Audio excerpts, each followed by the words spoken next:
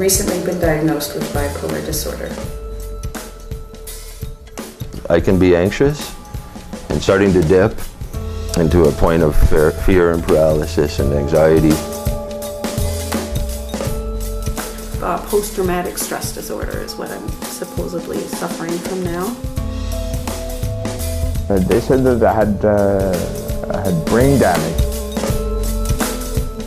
My first mental health issue started when I was 18. Me, schizophrenic. I was very adamant. I knew there was something wrong with me, but I didn't know what it was. I have a head injury. I plate in my head.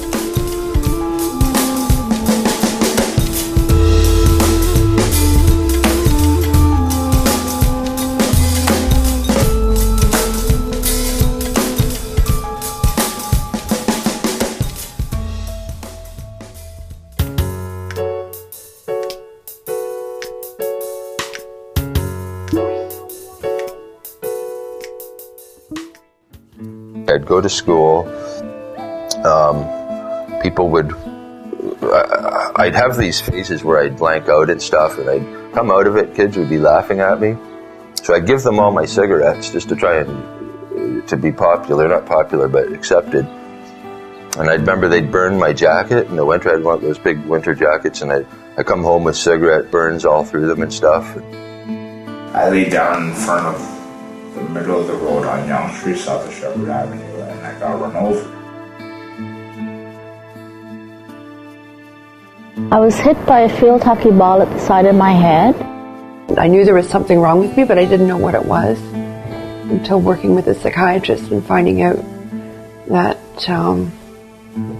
I indeed had survived incest as a child and repressed all of the memories. It took me years and years of they do kids because they figure kids don't know what's going on. My husband was a very angry individual. He hurt me on so many different levels. Sexually, physically, financially, mentally, every level.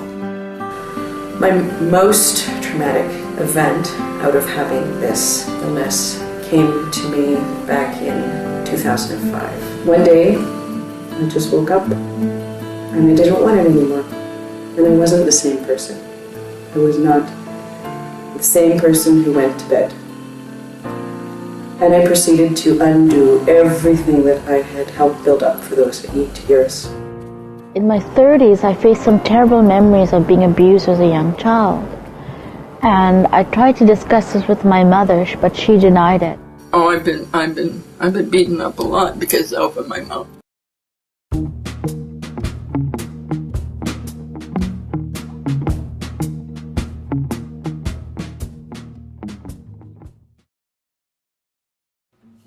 I don't think about this stuff very much, actually. I block a lot of it out, so. I thought I was normal. She didn't know how to take care of us, so I felt that my mother sold me to psychiatrists. Cared. I left my mother's house because the doctors forced me. They said they were either going to put me in a boarding home or a group home, and I said, thank you very much, I'll find my own way. And I was really quite in denial the first couple of times I left him. And the last time I left him, I met this woman from Sisters in Solidarity, and she went over this list. Did he prevent you from having friends? I said yes. Did he make you feel small and not feel very significant? Yes. And as she went down the list, I couldn't stop saying yes. She must have asked me about 55 questions, and all of them were yes. By the end of the list, I was absolutely convinced that what my husband was treating me was like bad, and I think I cried for at least an hour. I was inconsolable. I didn't think anything was wrong. I thought I was totally in my right with everything that I was doing, and it was fine.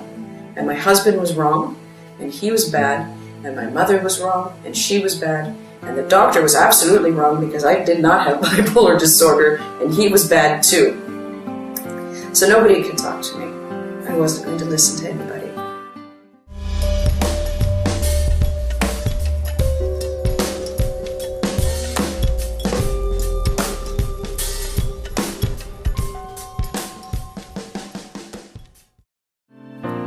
I ended up in my first psychiatric hospital when I was 14. It was Lakeshore Psychiatric, which is closed now. I was in the adolescent unit. And I basically went there, I think, because I was having real anxiety. I had trouble fitting in. And I was sent to the trauma unit at Sunnybrook Health Science Center. And 3 months in a comatose quadriplegic, stuck in bed, 4 steel bars aligning my head, the rest of my body, from the neck down. There was feeding tubes and breathing tubes, and even with the rectal and the urinary. And I had a severe concussion, but didn't go to the hospital because I didn't think anything was wrong. But I spent 2 months at home recovering from my erratic behavior, and then I eventually went to the hospital, and I waited 7 hours to see a psychiatrist. I did once try to commit suicide, and they found me by subway tracks. I ended up turning myself in shortly after I lost my children. My whole family was there when I came out of the hospital, so it was difficult. So after the recovered memories, I started coming unraveled a little bit, and for about a year after that, I went progressively downhill to the point where I had my first hospital admission with a full-blown nervous breakdown in about 1992. I had the memories in 91 and had a full-blown suicide attempt and breakdown by that spring of 92.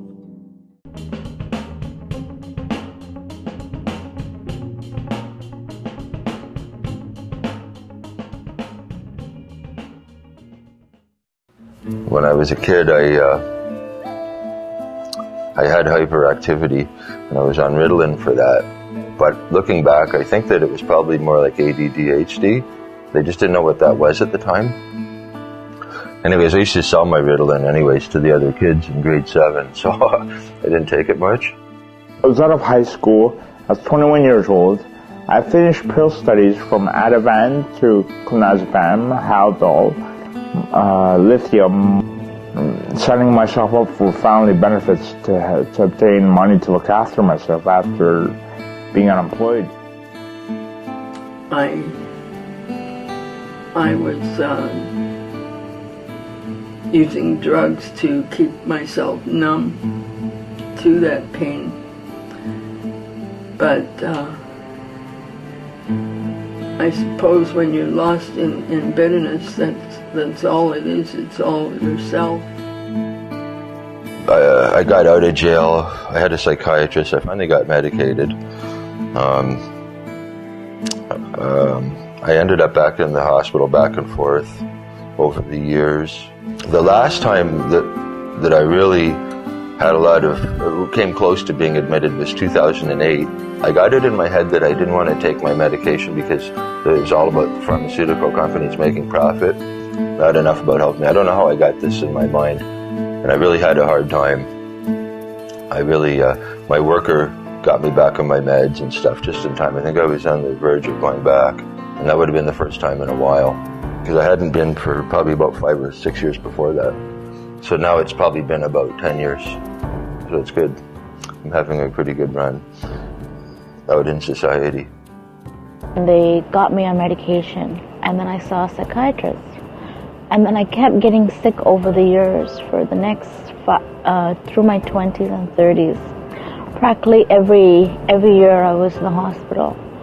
And the doctors experimented on me so much that I felt like I was a guinea pig, and I became allergic to a lot of psychiatric medications, even to this day. The medication I'm on, I've been on so many different medications.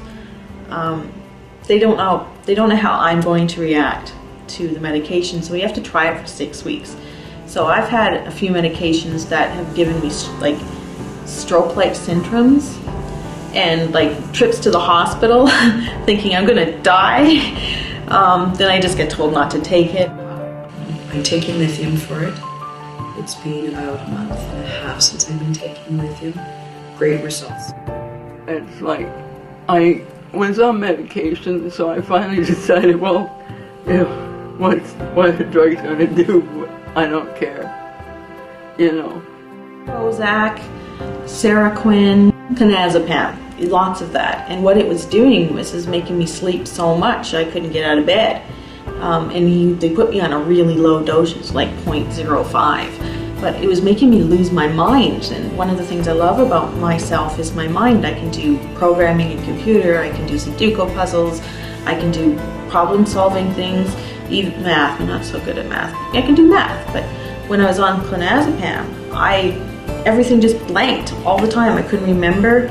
It'd take me an hour and a half to make a cup of tea and a sandwich. Like I'd make a sandwich, I'd get distracted, go to the bathroom, come back, and find the sandwich is dried out on the counter because I never ate it. Then I was not eating, and plus with the sleeping too much or sleeping with high anxiety, it just kind of like exploded. I don't know how anybody with this disorder could even dream about working.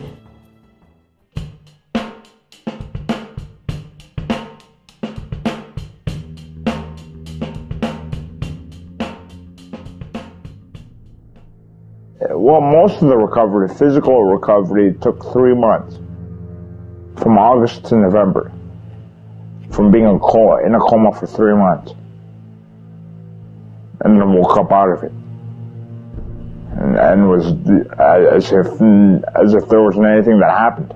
I just got out of bed and started walking around and said, I had enough of this, and pulled my catheter out. And I said, look, I can't, I'm alive, I'm living. And I was being very independent, just kind of in that of an instant. I was about 32, 33 years old at the time. And I spent the next 10 years of my life, what they say, rebuilding the personality. After a complete breakdown, you need to completely rebuild your personality. So I went to workshops and read books and went to psychiatrists and did behavioral therapy and did some what they call EMDR therapy, where the movement of the pupils at the same time as while you're recalling a memory actually deprograms the body from the memory at the cellular level. EMDR therapy is very helpful. So I did a lot of that, and I did everything, and basically I live a normal life. Inside I'm a little compromised because I still have some issues that some issues I haven't been able to deal with, like the depth of the rage that I feel inside. I feel a lot more crying sessions would be really helpful, or therapeutic sessions to get to the depth of the rage that's in there. There's a lot of rage that I don't really identify with it anymore because I've done so much work to make myself have a beautiful life and focus only on the positive and bettering myself all the time. I finally something changed. I think God is the choreographer because I had so many things help me, so many people helped me, that I finally decided it was possible to help myself. So I go to see a psychiatrist in December, November last year, and I'm talking to her because I can't figure out why can't I get my life together? What's wrong here? I just can't seem to move on. Then I start talking with her, and I tell her about how I just woke up that one day, I was a different person, and I couldn't get myself back. And she tells me that that's why, because I have bipolar disorder. This is a good thing, actually, for me, having this diagnosis. It came to me in January of this year, and it's helped me put a lot of my life in perspective and why I've had the experiences that I've had, and, if you will, created a lot of the events that have happened. But I really do think my recovery to where I'm kind of now, which is kind of doing temporary jobs now and kind of getting out in public and going on the streetcar during rush hour, which I never would have done 2 years ago.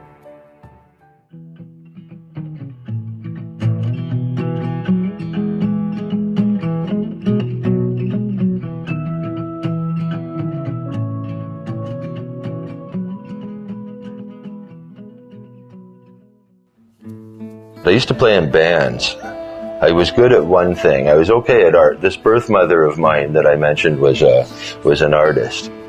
And she'd had a one-night stand in 1965 with this guy who was apparently a violinist. So I got art and music from this one-night stand thing. And I got adopted too. Because back in 65 it was taboo to be an unwed mom. The guy took off, you know. So I don't really know my dad, but I know he was probably a pretty good violinist. But, so I would join bands, and around 1990, I started, I always had voices, but this was a little different. I got stage fright, and I couldn't play. We were playing in house parties and little bars and stuff, and I just got paralyzed, and that was like my real passion. And since I haven't been able to join a band, because I can't tour with them or play parties or bars. So that's something that probably the biggest thing that my disease has taken from me, my ability to perform. But nonetheless, I still play. And music helps me a lot. I can be anxious and starting to dip into a point of fear and paralysis and anxiety. Sometimes when I pick up my guitar and I'm focusing, I can come back from that. Because the type of guitar playing I do, it's a lot of mathematical stuff. It requires my full focus. And occasionally, I can get drawn back.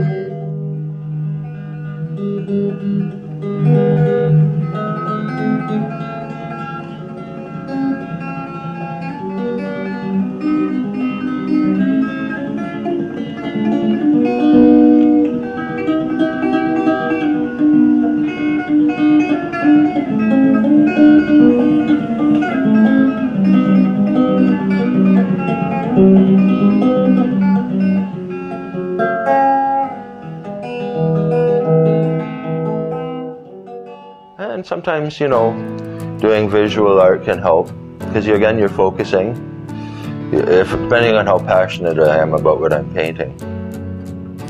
Certainly, facilitating art classes is a big help.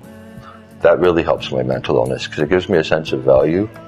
It makes me think that, okay, so there is a bit of a purpose for me here that isn't selfish.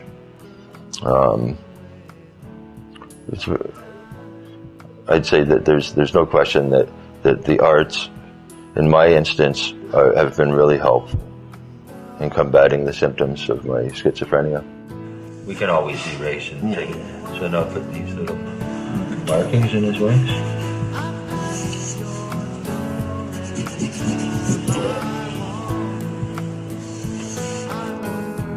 This is what he calls sort of a half-moon shape. And then a lot of smudging. Just under the wing at the back, with a bit of a highlight in the chest.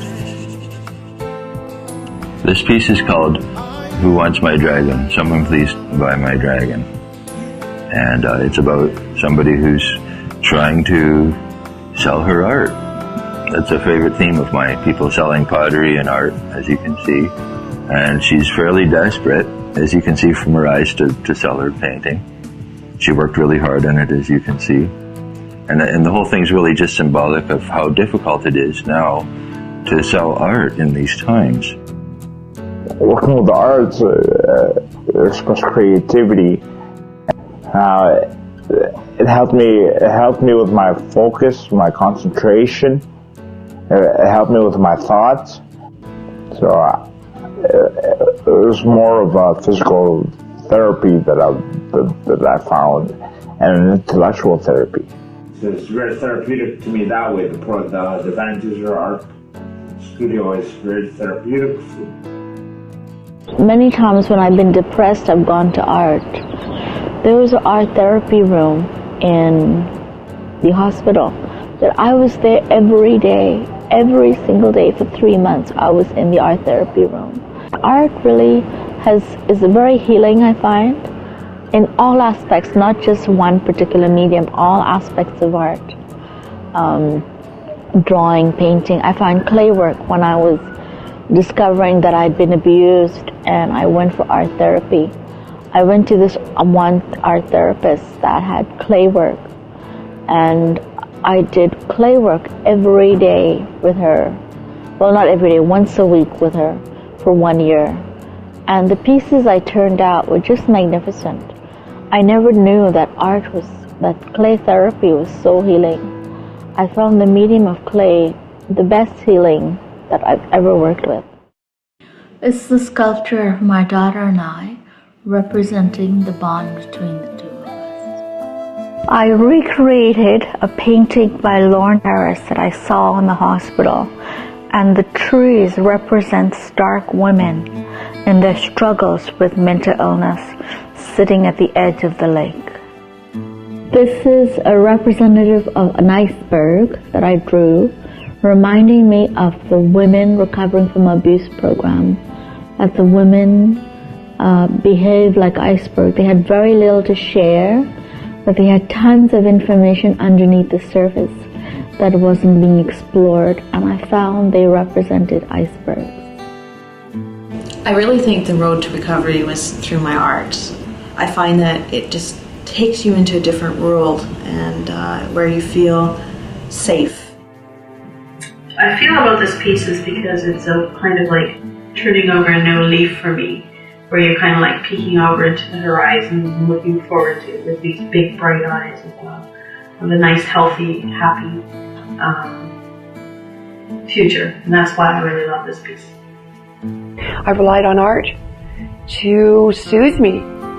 It takes me away. It's kind of like having a day at the spa where you can just literally go to an art class, and you can get free art classes anywhere all over this beautiful city, including a beautiful Van Duzer studio, and you just disappear for 2 or 3 hours, and you draw, you paint, you make something. Usually you believe when you sit down that you can hardly believe that you were able to make whatever it is you made if you did a drawing of a bird for the first time and someone sat beside you and helped you draw. And I'm a poet, so I started publishing my own poems through little booklets that I make. I publish my own booklets and little handmade books. And while I was making my handmade books for the poems, I decided on a smaller series of books. So there's some small books. Well, it's a sorrowful time in my life, but I managed to get through it by painting and photography. And when I couldn't articulate anymore, I turned to painting, to an abstract level, and the focusing on the brushwork just to help to clear my mind, to focus on just the brush. Art is very relaxing for me, and it's focused study. It helps me focus, and I get to forget for a while things that bother me. It's a happy medium, art is. But my favorite art form is dancing.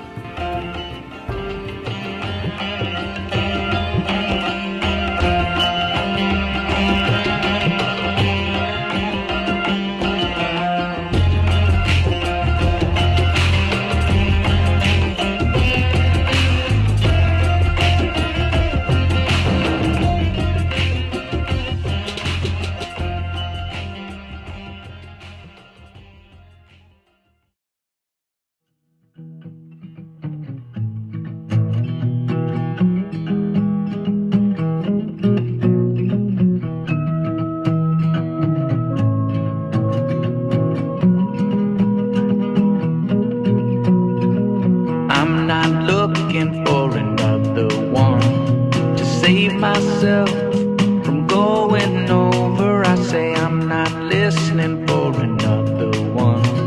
To be myself, go it on alone. And baby, maybe you don't mind being lazy for a little bit, baby. Maybe you don't mind being crazy for a little bit now.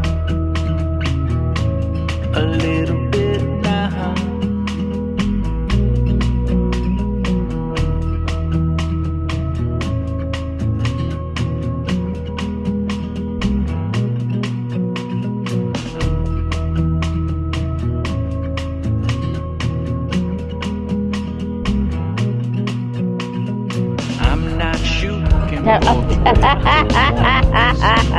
myself and go it all alone. That's redundant. Maybe you do mind being lazy for a little bit, baby. Maybe you do mind being crazy for a little bit. Don't you want to be like this now? Like this now? Don't you want to All I do is be art. It like took me. this now? Like this now? And don't you We want to know your story.